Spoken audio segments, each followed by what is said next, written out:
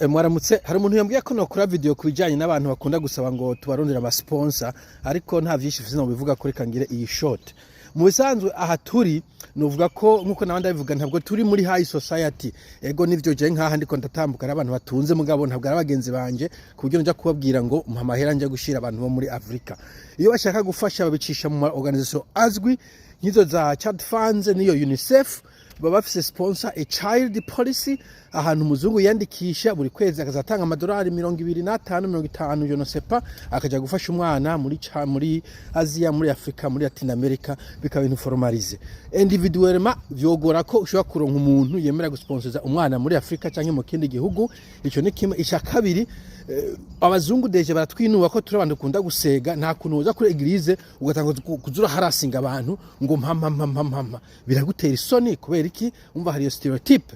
Donc nta kuntu ugiye kuri eglise abantu bakeneye kubaza wiriwe gute ibiki nibiki, niwe ntucu tangwa kubomoreza wigura urasega hirya no hino segereza, ahubwo ga n'igihe bakakwirukana. D'ailleurs nibuse ko muri Afrique du Sud hari umuntu wambwiye ko bamwirukanye muri eglise ko yatangiye kubasegereza, cyangwa ati ntuzogaruke kuri eglise yacu, yataye kuba harasinga. Urumva? Icya gatatu, abantu bino nibaburankwiye, no kuvuga iki umuzungu barikunda, of course bafise abana abatanga kwimvira retirement, afata vacances n'irikse bamenyereye, ntashobora kuzireka ngo yinigire umuntu atazi. Donc anemo kugira umuntu ngo nora sponsor ivyo ntibishoboka, presque impossible. C'est presque impossible. Aba sponsor bacha mu organisation birashobora gushika, vyashika kera peut-être aba imuzitira abanyinshi, ndavyoka ko abantu bajya muri Italy bagasaba ngo yari mu patiri omwe, urumva afise position muri organisation uvuga iri charitable, kumbura ashobora kuzara se bati ndafise abantu bari mu nkambi, mugabo nk'umuntu asanzwe ugiye nko kuri eglise ugatavuga ngo dufasha abantu muri Afrika, vyo biteye isoni.